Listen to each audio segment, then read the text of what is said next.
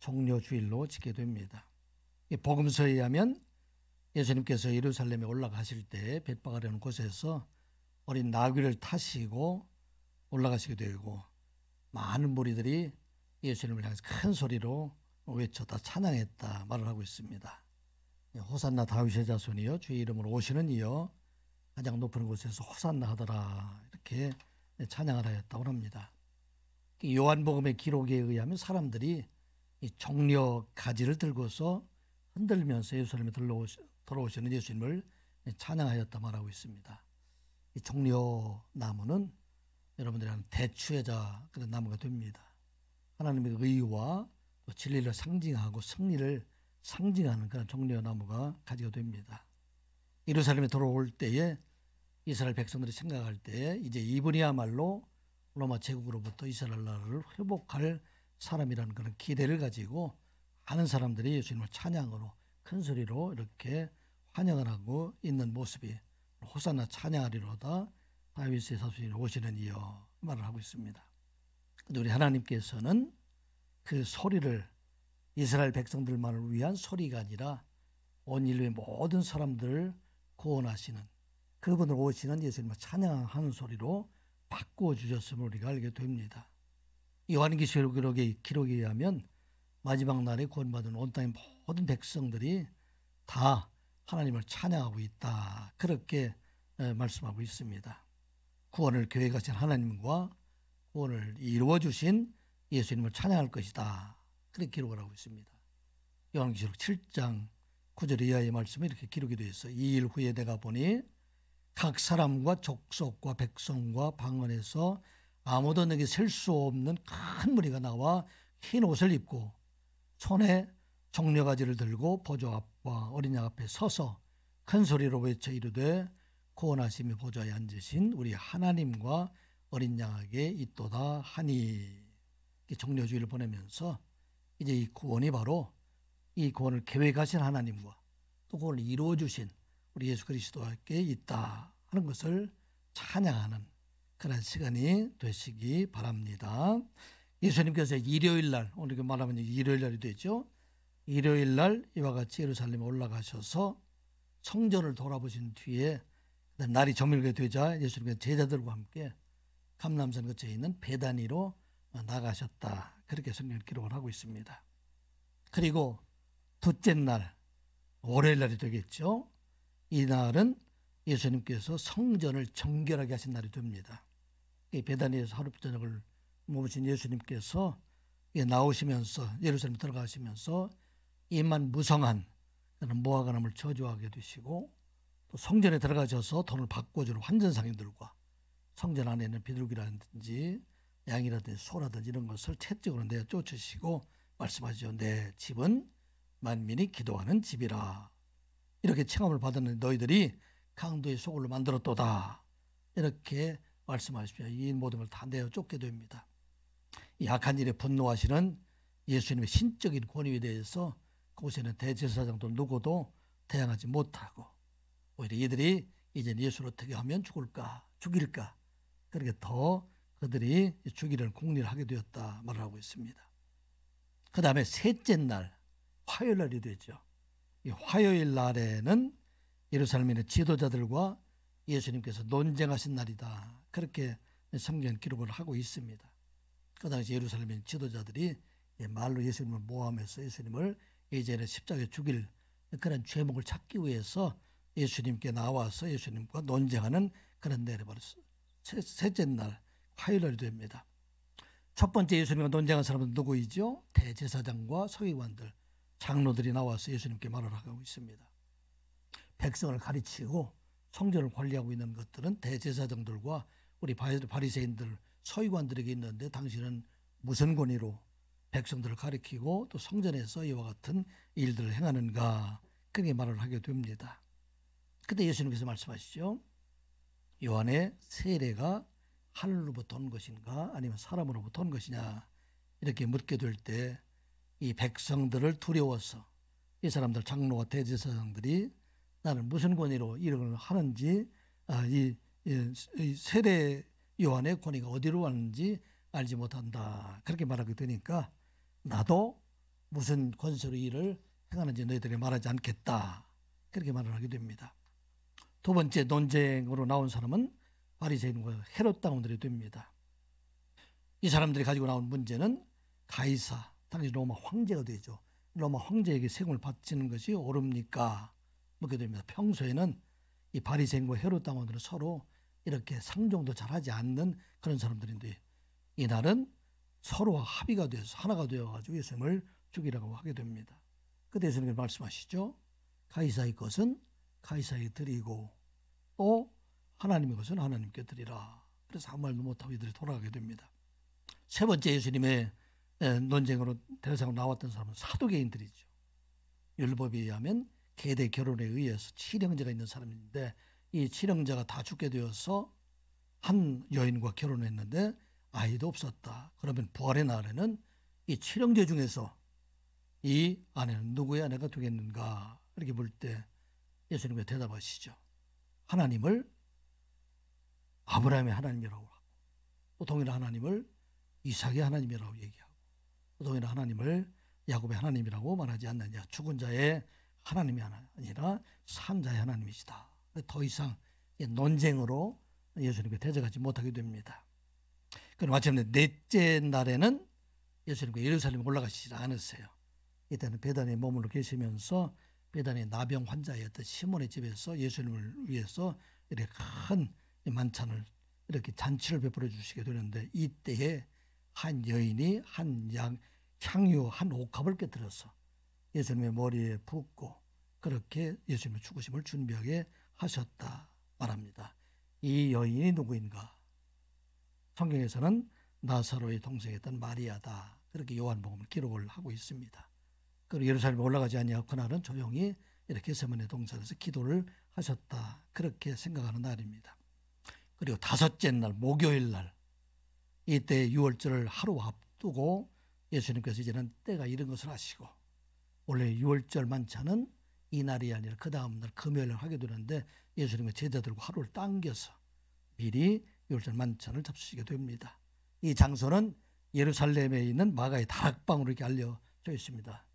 예수님께서 제자들의 발을 씻겨주시고 그들에게 사랑의 계명을 말씀하신 날이 바로 목요일 날 저녁이 됩니다. 그리고 두려워하는 그 제자들에게 예수님께서 세상을 떠나시게 되면은 이제 너희들 혼자 두는 것이 아니라 이제 너희들을 돕는 보혜사 성령을 너희들에게 보내주시게 되고 또 그를 통해서 이제는 포도나무가 열매를 많이 맺는 것처럼 복음의 열매를 많이 맺어가게 하실 것이다.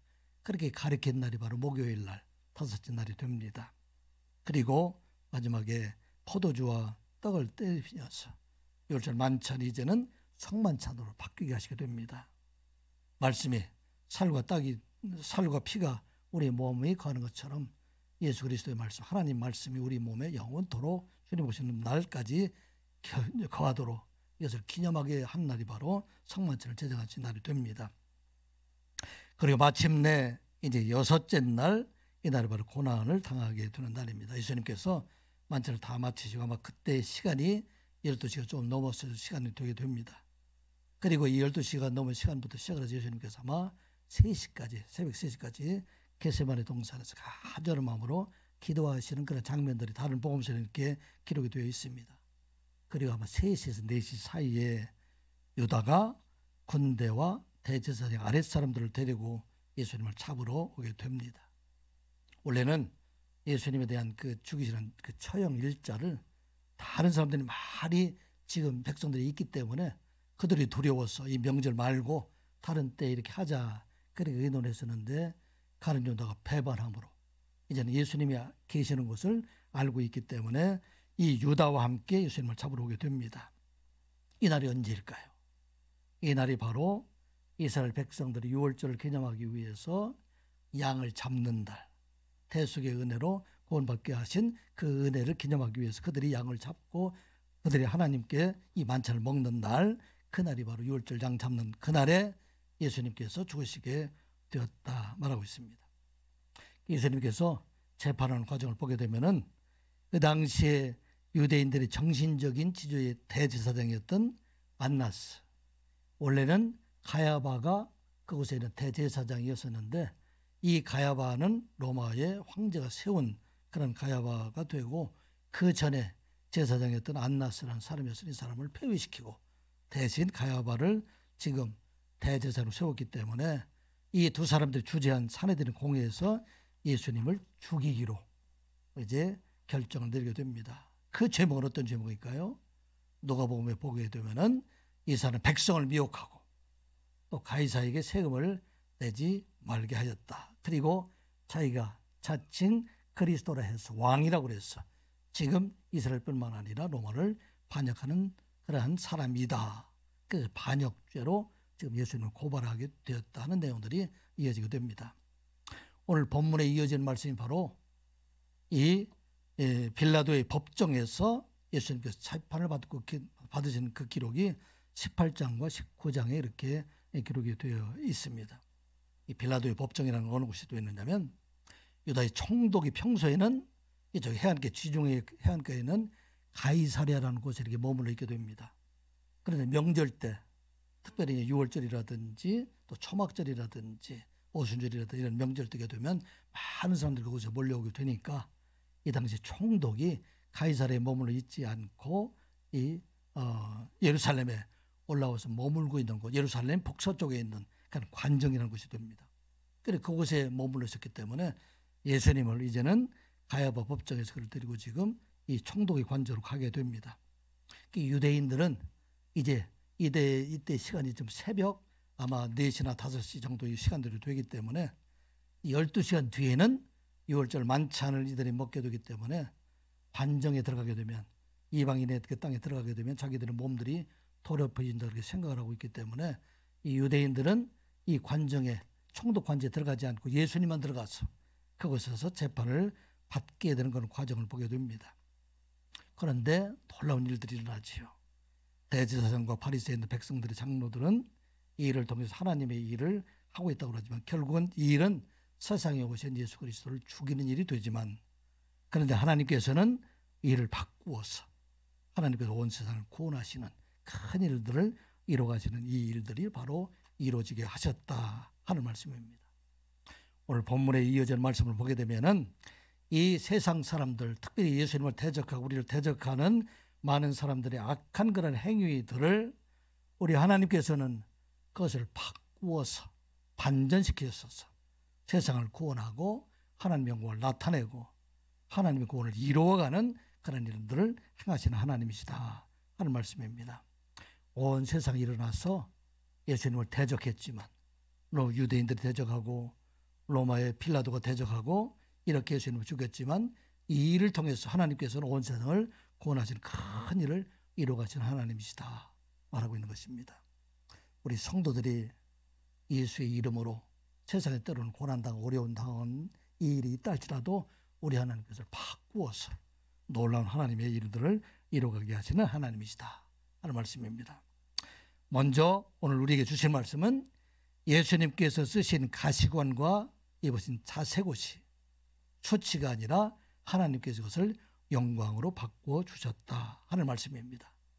이 가시관을 통해서 입으신 홍포를 통해서 당하신 상처를 통해서 하나님이 이 세상 백성들을 얼마나 사랑하시는지 그 사랑을 나타나게 하셨다 하는 것을 말씀하고 있습니다. 이 일을 통해서 예수님께서 온 세상 모든 죄를 다 담당하시고 그를 믿는 모든 사람들에게는 구원을 이루어 가시고 하나님의 사랑을 나타내시는 하나님의 긍휼하심을 나타나게 하셨다 하는 말씀입니다. 오늘 성도들이 이 땅 위에서 하나님을 위해서, 의를 위해서, 옳은 일을 위해서, 가족과 형제를 위해서 고난을 당하게 되면 우리 하나님께서는 그 고난을 끝나게 하심이 아니라 그 고난을 통해서 하나님의 영광이 나타나게 하시고 온 가족의 화목을 이루어가게 하시는 하나님이시다 하는 것을 말씀하고 있습니다. 5절 6절 말씀 같이 보겠습니다. 이에 예수께서 가시관을 쓰고 자색 옷을 입고 나오시니 빌라도가 그들에게 말하되 보라 이 사람이로다 하매 대제사장들과 아랫 사람들이 예수를 보고 소리질러 이르되 십자가에 못 박으소서 십자가에 못 박으소서 하는지라. 빌라도가 이르되 너희가 친히 데려다가 십자가에 못 박으라. 나는 그에게서 죄를 찾지 못하였노라. 아멘. 유대인들은 예수님을 행악자, 반역자로 고발해서 이 반역자들이 당하는 최고형인 사형, 이 사형은 반역자들은 십자가형이 됩니다. 이렇게 십자가에 죽여달라, 그렇게 지금 고하고 있고 고발하고 있는 내용들이 됩니다. 그런데 빌라도는 아무리 보아도 로마의 법으로는 그가 죄를 지은 것이 없는 것을 알고, 이들이 유대인들이 예수를 죽이려 하는 것은 자기들의 권위에 도전하고 있는 것으로 생각해서 시기함으로 비롯되었다는 것을 알게 되고, 그래서 이 빌라도는 예수를 살려주라고 여러 가지 방법을 동원한 것을 이 성경에 보면 많이 나타나는 것을 보게 됩니다. 첫 번째 방법으로 이 유월절 명절이 되게 되면은 백성들이 원하는 그런 죄수를 하나씩 이렇게 방면하는, 사면하는 그런 일들을 하게 됩니다. 그래, 이 방법으로 유대인들의 지도자들이 예수를 죽이려 하고 있기 때문에 백성들의 의견을 들어서 백성들은 아마 이 예수 그리스도가 아니라 바라바라는 그런 악한 행악한 사람, 이 사람을 십자가에 죽게 하고 예수를 살려주게 할 것이다, 그런 기대를 가지고 그들이 묻습니다. 바라바와 그리고 예수 중에서 누구를 살려주랴? 여러분들은 바라바는 어떤 사람이었을까요? 아마 빌라도의 생각에는 이 사람 도저히 살려줄 수 없는 사람 정도로 악한 사람을 서로 대비시켜서 예수님을 살려주려고 그렇게 했음에도 불구하고 그들이 원하는 것은 바라바가 아니라 예수를 죽여달라, 그렇게 말하게 됩니다. 빌라도는 예수로 인해서 밀란이 일어날 것이 두려워서 유대인들의 환심을 사기 위해서 예수를 더욱더 심하게 채찍으로 때리고 고문하고 그런 마음을 하게 됩니다. 그래서 혹시라도 이 예수의 고난 나가는 모습들을 보게 되면은 유대인들의 백성들이 동정심을 일으켜서 그를 살려줄 수 있지 않을까 하는 기대감을 가지고 일을 행했을 것입니다. 그리고 관정 안에서는 완전히 유대인들은 들어가지 못하잖아요. 그 안에서는 로마의 구인들이 예수님을 이렇게 조롱하기 시작을 합니다. 그 왕이 유대인의 왕이라는 제목을 가지고 있었기 때문에, 그래서 이 군인들이 가시로 왕관을 만들어서 예수님의 머리에 씌우고, 옷은 그 당시 왕들이 입는 차색 옷을 우리가 생각하는 것처럼 아마 그렇게 아름다운 옷을 입히지는 않았을 거예요. 초롱스럽게 그렇게 자색깔로 옷을 만들어서 그들에게 입히고, 그리고 그 손에다 갈대를 들이게 되고 그 앞에 나와서 유대인의 왕이여 평안할지어다 이렇게 절하고, 그리고 갈대를 빼앗아서 그 머리에 있는 가시관을 때렸다. 그래서 많은 피가 흘리게 되었다, 그렇게 말을 하고 있습니다. 예수님께서 채찍에 맞아서, 여러분 다 아시는 것처럼 채찍은 그 밑에 갈고리 같은 게 있어가지고 맞게 되면은 이 온몸이 다 찢어지는 그런 그 채찍이 되기 때문에, 아까 말씀드린 것처럼 이 유대인들의 환심을 사기 위해서 예수에 더 많은 채찍을 이렇게 때렸을 것으로 보입니다. 그리고 거의 겁한다 죽게 되어서 이제는 그들을 데리고 좀 나오게 됩니다. 관저 밖에 나가서 지금 하는 소리가 어떤 소리입니까? 내가 이 사람에게서 아무 죄도 찾지 못한 것을 너희들로 알게 하려 합니다. 이것은 무슨 의미가 될까요? 내가 보기에는 이 사람이 아무 죄도 없음에도 불구하고 너희들이 지금 그를 죽여달라고 하고 있기 때문에 내가 지금 채찍으로 때리고 가시관으로 그를 씌우고 붉은 옷을 입혀서 초롱하고 이만큼 하였으면 그를 살려주는 것이 좋지 않겠는가, 아마 그런 의도로 이 말을 하였을 것입니다. 오늘 이 모습을 보면서 다시 한번 예수님의 모습 어떠할까? 빌라도의 관정 밖으로 많은 사람들 앞에 서 계신 예수님의 모습은 어떤 모습일까 생각해 보게 됩니다. 온몸은 채찍에 맞아서 상한 곳이 하나도 없이 다 찢기고 상하에 붉은 피가 여전히 흘리게 되고, 머리에는 가시관을 쓰시고 또 가시관을 때린 그 일로 해서 이마에서 많은 피들이 흘러나가고 오시고, 자색 옷을 입혀서 초롱하고 우스꽝스러운 그런 모습으로 그들 앞에 서 있게 됩니다.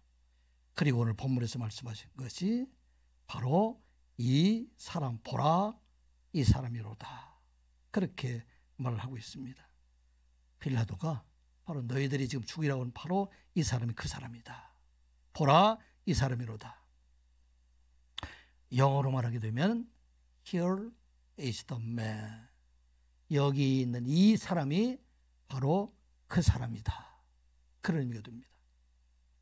헬라어로 이렇게 되어 있습니다. 이두 오 안드로포스. 보라. 여기 있는 이 사람이 바로 그 사람이다. 사도 요한은 왜 온몸에 채찍으로 상하여 붉은 피를 흘리고 가시관을 쓰고 자색 옷을 입으신 예수님을 여기 있는 이 사람이 바로 그 사람이다. 이렇게 말했을까요? 사도 요한은 요한복음을 기록하면서 공생애를 시작하시는 예수님을 소개할 때 이렇게 소개를 하고 있습니다. 예수님을 보고 제자들에게 말하기를 보라 세상 죄를 지고 가는 하나님의 어린 양이로다. 그렇게 소개를 하고 있습니다. 요한복음 1장 29절 요한복음 1장 29절 우리 한번 같이 보겠습니다. 시작. 이튿날 요한이 예수께서 자기에게로 나오심을 보고 이르되 보라 세상 죄를 지고 가는 하나님의 어린 양이로다. 아멘. 요한이 처음에 소개했던 온 세상의 모든 죄를 지시고 십자가에 죽게 될 그 어린 양이 여기 서 있는 바로 이 사람. 가시관을 쓰고 온몸에 지금 피를 흘리고 서 있는 바로 이 사람이다. 이 사람이 바로 온 세상의 모든 죄를 다 담당하실 분이시다. 그것을 말하고 있습니다. 애굽에서 종살이할 때 애굽의 모든 백성들 하나도 빠짐없이 다 그들을 구원하기 위해서 대신 어린 양들이 희생을 당하게 되었는데 이 어린 양의 희생을 통해서 온 이스라엘 모든 백성들을 다 구원했는데 그 어린 양이 바로 예수 그리스도이시고 이제 이 분의 죽으심을 통해서 이 땅에 있는 모든 사람들 그 죄를 대속하고 그들을 구원하실 분이 바로 여기서 있는 이 사람이다 말씀합니다. 로마의 총독 빌라도의 입에서 바로 나오게 하셨어요. 빌라도는 예수를 못 박아 죽게 하였지만 그가 죽은 예수 그리스도를 통해서 온 세상 모든 사람들을 구원할 바로 그 사람이 여기서 있는 이 사람이 그 사람이다 말을 하고 있습니다. 또 그 사람은 어떤 사람인가? 이사야 선지자를 통해서 예언한 사람, 이사야 선지자를 통해서 온 땅의 구원을 선포하시면서 온 땅의 죄를 담당할 그런 메시아를 소개하고 있는데 700년 전에 이사야 선지자를 통해서 예언했던 그 메시아가 여기 서 있는 바로 이 사람이다. 그 사람이다 말을 하고 있습니다. 이사야서 53장 3절의 말씀 우리 같이 한번 볼까요? 이사야서 53장 3절 말씀 같이 보겠습니다. 시작.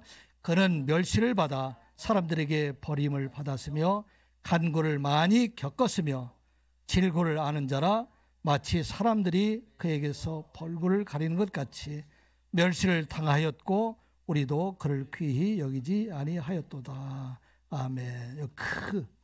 그는 멸시를 당해서 이스라엘을 구원하고 온 세상을 구원하실 그분이 오시게 될 텐데 그분이 멸시를 받아서 모든 사람들에게 다 버림을 받았고 간구를 겪었고 질고를 아는 사람, 그 사람이 바로 여기 서 있는 이 사람이다. Here is the man.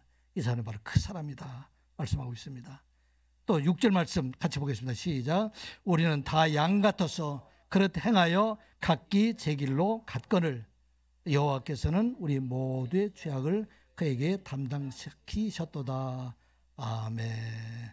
많은 사람들의 죄와 허물로 인해서 멸시하고 당하고 버림받은 사람들, 이 사람들을 구원하시기 위하여 세상에 오신 그 사람이라고 얘기했던 그 사람이 바로 여기 서 있는 바로 그 사람이다 말씀하고 있는 것입니다. 오늘 종려주의를 맞이해서 고난당하신 예수님을 생각하며 그 의미를 한번 다시 한번 생각해보는 시간이 되었으면 합니다. 예수님께서 가시관을 쓰시고 로마의 군인들에게 조롱 나가신 그 모습들, 로마의 군인들의 그런 눈으로 볼 때 십자가에 못 박으라 외치는 유대인들의 그들의 눈으로 볼 때 예수님의 가시관 쓰시는 그 모습과 자색 옷을 입으신 그 모습은 수치의 모습일까요? 영광의 모습일까요? 어떤 모습일까요? 유대인들의 눈에 보이고 로마의 군인들의 보는 예수 그리스도의 그러한 가시관을 쓰신 모습은 수치의 모습일까요? 영광의 모습일까요? 어떤 모습일까요? 수치의 모습이죠. 바로 예수 그리스도를 수치스럽게 하기 위해서 홍포를 입히고 가시관을 쓰고 조롱하고 그들을 때리고 침뱉고 이와 같은 일은 분명히 수치가 되는 것입니다. 수치를 띄워서 멸시하려고 했던 것이 바로 그들의 행위가 됩니다.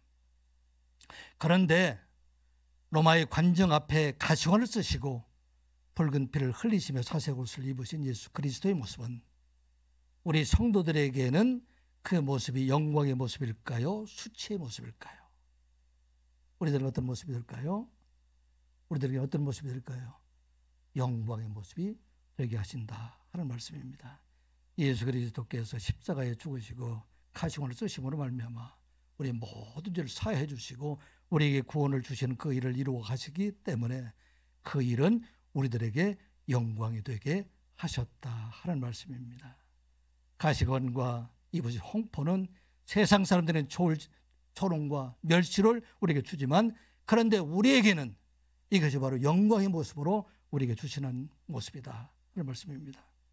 그래서 수많은 화가들이 예수님의 가시관 쓰신 그 모습을 많이 그리잖아요. 왜 그랬을까요? 수치스러운 모습으로 그랬을까요? 영광의 모습으로 보이게 됩니다.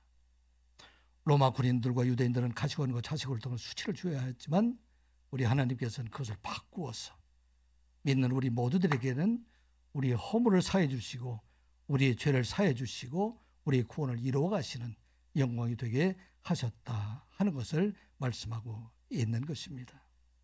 온 일을 위해서 희생당하심으로 말미암아 하나님의 영광이 그를 통해 나타나고 하나님의 사랑이 그를 통해서 나타나게 되셨다 하는 말씀입니다. 이와 같이 그 뒤에 많은 사도들도 많은 복음 전도자들도 예수님과 같이 고난당하고 어려움을 당하고 많은 환난 가운데 있었지만 우리 하나님께서 다 바꾸어서 영광으로 변화시켜 주시고 많은 사람들을 구원하는 일에 쓰임받게 되신다 하는 말씀입니다. 오늘 사람들이 가장 싫어하는 것이 무엇일까요? 수치당하는 것을 굉장히 싫어해요.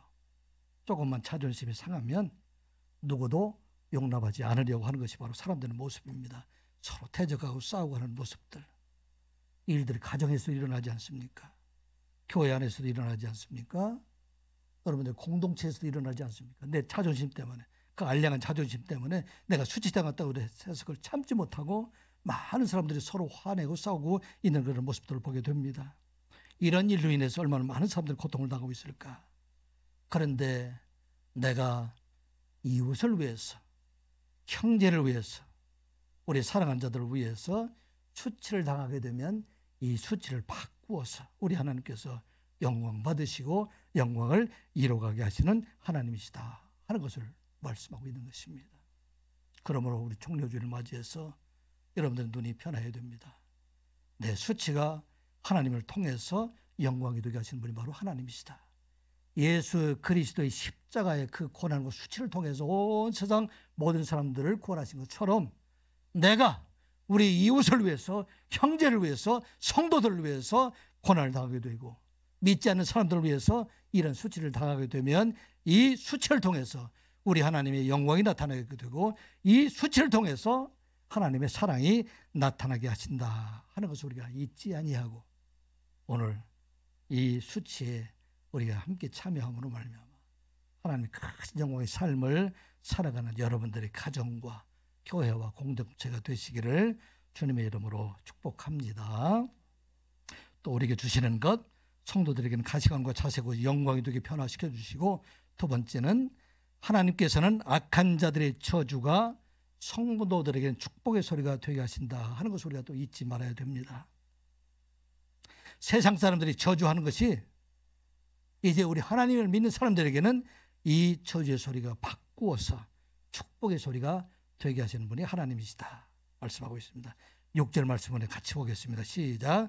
대제사장들과 아랫 사람들이 예수를 보고 소리질러 이르되 십자가에 못 박으소서 십자가에 못 박으소서 하는지라.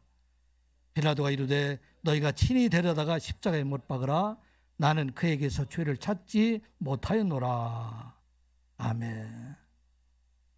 빌라도가 관정과 또 밖으로 오가면서 이렇게 재판하는 과정 속에 계속 반복되는 일이 있어요. 5번이나 계속 반복되는데 백성들이 소리를 질러요. 십자가에 못 박아라, 저를 죽이라, 이렇게 아우성치는 소리가 계속 들려오고 있습니다. 원어로 보면 크라우조라는 얘기가 되는데 사람의 뜻을 잘 관찰하기 위해서 외치는 소리들 이들이 말합니다. 십자가에 못 박으소서, 십자가에 못 박으소서. 헬라어로 보게 되면 스타우로손, 영어로 크로스파이, 십자가에 못 박아라. 온 예루살렘이 떠나가도록 그 당시에 이와 같이 십자가에 못 박아라 소리가 들리게 됩니다.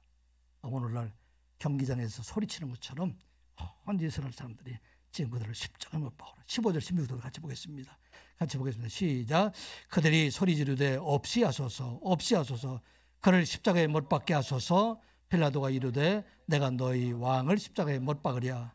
대제사장들이 대답하되 가이사 외에는 우리에게 왕이 없나이다 하니 이에 예수를 십자가에 못 박도록 그들에게 넘겨주니라.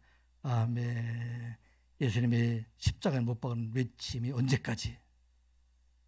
빌라도에 넘겨줄 때까지, 못 박으라, 그렇게 이제는 사회가 언도 내릴 때까지 계속되었다 하는 말씀입니다. 6월절 날, 양 잡는 날, 온 세상을 구원하시기 위해서 하나님의 아들 그분이 십자가에 못 박게 되는 그 날에 온 땅에 외치는 소리가 어떤 소리가 있었어요?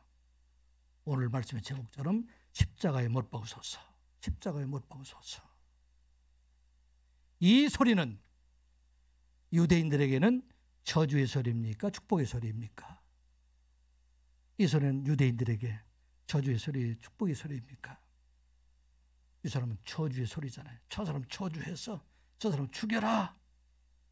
자기들이 원하는 것을 이루어주지 않고 기적을 일으켜서 로마에서 그들을 구원해주는 저 사람을 죽이라. 그렇게 얘기하고 있다는 그 말씀입니다. 그런데 이 십자가에 못 박으소서 하는 이 소리는 구원받은 하나님의 백성들에게는 이 소리는 저주의 소리입니까? 축복의 소리입니까? 축복의 소리잖아요.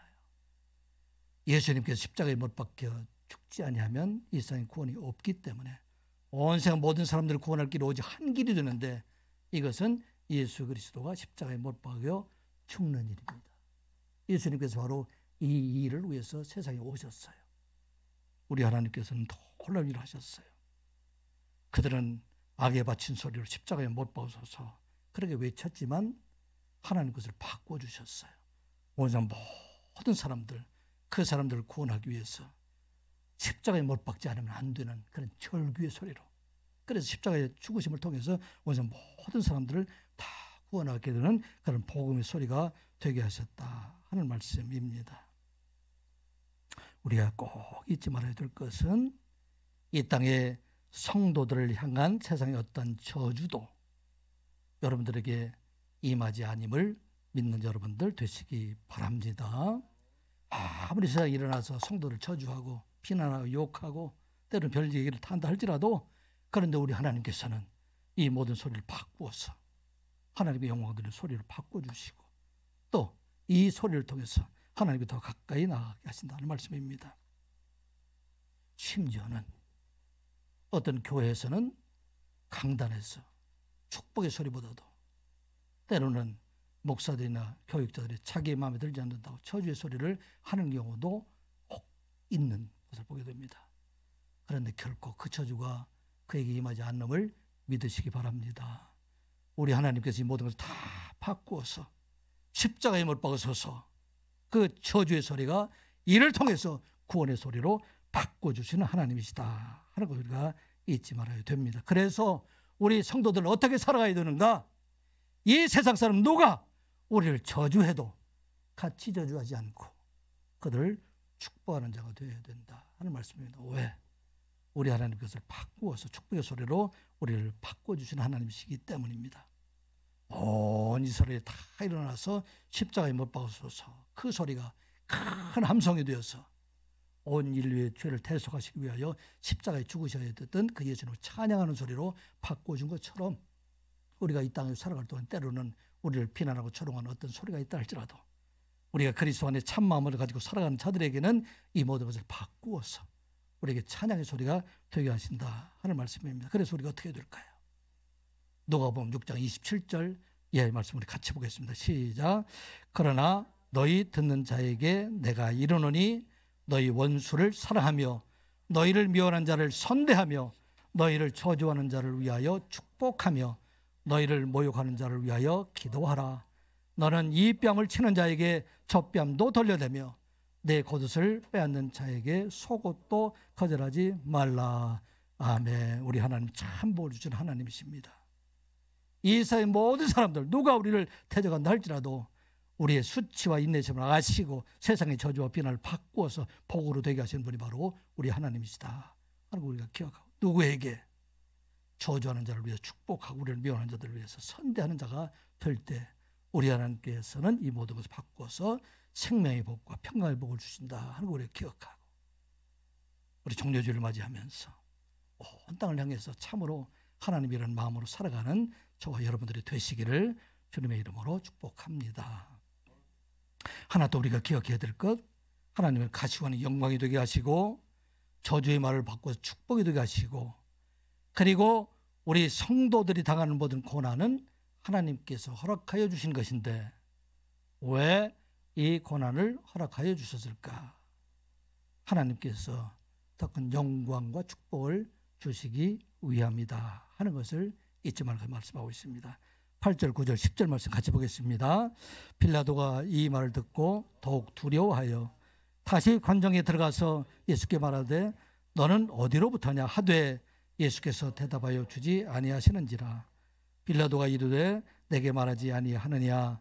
내가 너를 놓을 권세도 고난도 있고 십자가에 못 박을 고난도 있는 줄 알지 못하느냐. 빌라도는 정말로 예수를 살려주고 싶은 마음을 가지고 있었던 것 같아요. 그래도 왜 못 살려줬을까? 식민 통치를 하고 있는 유대인들이 두려워서, 그들이 반란이 일까 봐 그들 두려워서 예수를 살려주지 못합니다. 그리고 그들에게 친히 너희들이 가서 이 예수를 못 박으라 그렇게 말하게 되니까 그 유대인들이 말합니다. 우리들은 그들이 십자가에 못 박을 수 있는, 이 죽이고자 하는 방법들이, 유대인들이 이들이 죽일 수 있는 방법, 돌로 쳐서 죽이는 방법도 있어요. 그게 아니라 십자가에 못 박기 위해서 우리는 죽일 수 없다. 우리의 법으로 봐도 그 사람은 당연히 죽을 사람이다. 뭐냐면 그가 자기를 하나님의 아들이라고 말하고 있기 때문에 그래서 죽을 수밖에 없는 사람이다 이렇게 말합니다. 레위기 24장 16절에 보게 되면 여호와 이름을 회방하면 그를 반드시 죽일지니 하는 근거를 가지고 이제 예수를 그들이 방법으로 해서 죽일 수가 있는 사람입니다. 그래 예수를 더욱 이렇게 이 말을 듣고 두려워서 살려주려고 애를 쓰게 됩니다. 9절에 말합니다. 너는 어디로부터냐? 그렇게 말하고 있죠. 이 말은 무슨 말이에요? 내 정체가 무엇인가 말하고 있습니다. 왜냐하면 로마 사람들의 생각에는 신들이 사람의 몸으로 세상에 온다 생각을 하고 있어요.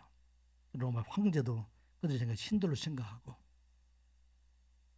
바울과 바나바가 1차 전도여행을 갔을 때 루가오니아 지방에 갔을 때 그곳에서 스스와 험에다 그렇게 얘기를 해서 신으로 해서 경배하는 것처럼 그렇게 생각했던 사람들이 되기 때문에 이 예수가 신이 아닌가 그렇게 생각하게 됩니다. 그리고 말하기를 총독인 내가 너를 놓을 고난도 있고 십자가에 못 박을 고난도 있다 말하고 있어요. 이 말은 총독의 고난, 가지고 있는 고난이 맞는 말일까요? 틀린 말일까요? 그것은 맞는 말이에요. 총독이라는 사람이 지금 식민지에 있는 사람들 죽을 수도 있는 고난, 그런데 그들에게 말합니다. 예수께서 말하고 있죠. 11절 말씀 같이 봅니다. 시작. 예수께서 대답하시되 위에서 주지 아니하셨더라면 나를 해할 고난이 없으리니 그러므로 나를 내게 넘겨준 자의 죄는 더 크니라 하시니라. 아멘. 우리는 하나님을 말하고 있어요. 하나님께서 허락하지 아니하시면 이 일이 결코 이루어지지 않게 하신다는 말씀입니다. 이 일은 어떤 말씀입니까? 예수님께서 십자가에 죽으신 것은 예수님을 시기하여 그를 지금 빌라도에 고발한 대제사장이나 바리새인들이나 서기관들에 의해서 죽으신 것도 아니고, 십자가에 못 박으라고 외치었던 예루살렘의 모든 백성들에 의해서 죽으신 것도 아니고, 로마의 총독 빌라도에 의해서 죽으신 것도 아니고, 온 인류를 구원하시기 위하여 이 일을 하나님께서 허락하신 일이고 하나님께서 계획하신 일이다 말씀하는 것입니다. 오늘 우리 성도들에게 주신 말씀이에요. 우리 성도들이 세상에 살아나갈 때 여러 가지 시험과 어려움들이 있고 재난이 있고 고달픔이 있는데 이 모든 것들 중에서 우리 하나님께서 허락하지 아니신 것이 하나도 없다 말씀하는 것입니다. 그런데 이 고난과 어려움을 허락하신 것은 이 모든 과정을 통해서 우리 하나님 그를 사랑하시고 그에게 새로운 길을 주시고 구원의 복을 이루어 가시기 위함이다 하는 말씀입니다. 예수 그리스도께서 십자가에 죽으신 것은 힘이 없어서도 아니고 이 일을 통해서 온 세상을 구원하시기 위한 하나님의 그 일들을 이루어가시기 위한 하나님의 계획에 의한 것이다. 그리고 그를 높여서 지극히 높여서 모든 사람들 위해 뛰어난 이름을 그에게 주셨다 말씀하고 있습니다. 빌립보서 2장 9절부터 11절 말씀이죠. 이와 같이 고난 나가신 예수님이 어떻게 우리가 변하게 되죠. 같이 보겠습니다. 시작. 이러므로 하나님이 그를 지극히 높여 모든 이름 위에 뛰어난 이름을 주사 하늘에 있는 자들과 땅에 있는 자들과 땅 아래에 있는 모든 자들 예수의 이름 하시고 모든 입으로 예수 그리스도를 주라 시인하여 하나님 아버지께 영광을 돌리게 하셨느니라. 아멘. 빌라도가 죽인 것 이것은 내가 죽인 것이 아니라 하나님 뜻에 의하고 하나님께서 이루어 주심으로 말미암아 이제는 세상의 모든 사람들 로마뿐만 아니라 온 땅의 모든 권세들이 다 주님 앞에 무릎을 꿇게 하시고 그리고 예수 그리스도를 주라 시인할 수 있도록 이를 통해서 하나님 영광을 돌리게 하셨다 하는 것을 말씀하고 있는 것입니다. 하나님 성도 여러분, 여러분들에게 어려움이 당하게 될 때, 고난이 당하게 될 때, 재난이 당하게 될 때, 직장을 통해서나 가정을 통해서나 이 모든 일들을 통해서 우리 하나님께서는 반드시 하나님 선한 계획이 그 안에 있음을 믿는 여러분들 되시기 바랍니다. 이 과정을 통해서 하나님께서는 더 큰 일들을 이루어가시기 위한 하나님 놀라운 뜻이 그 안에 있다 하는 것입니다. 이 일을 이루어가시는 분은 바로 하나님의 계획과 하나님의 은혜 안에 있다 하는 것을 말씀하고 있는 것입니다. 선한 영께서 모든 성도들 이러한 하나님의 뜻을 기억하고 하나님께서 여러분들을 통해서 이루어 주시는 놀라운 하나님의 축복과 하나님의 계획을 이루어가시는 여러분들의 삶이 되시기를 주님의 이름으로 축복합니다. 기도합니다. 아버지 하나님, 오늘도 하나님의 말씀을 듣게 하여 주시니 감사드리옵나이다. 예수 그리스도의 십자가와 고난을 통해서 온 세상을 구원하시고 하나님의 영광이 나타나는 것처럼 때로는 이 땅에 살아갈 동안에 우리가 당하는 수치를 감당함으로 말미암아 우리에게 주신 십자가를 감당함으로 말미암아 하나님의 영광이 나타나는 삶을 살아가는 선한 육의 모든 성도들이 되게 하여 주시옵소서. 때로는 세상이 우리를 조롱하고 비난하고 우리를 저주한다 할지라도 이 모든 것을 바꾸어서 하나님 놀라운 축복의 말씀, 영광의 말씀이 되게 하심을 우리가 기억하고 그 하나님을 의지하고 세상과 함께 다투고 싸우는 자가 아니라 세상을 축복하는 자로 살아가는 저희들 되게 하여 주시옵소서. 우리에 당한 모든 고난이 하나님께서 허락하신 것을 기억하고 그 고난 뒤에 주시는 축복을 바라보며 살아가는 저희들 되게 하여 주시옵소서. 예수님의 이름으로 기도드리옵나이다. 아멘.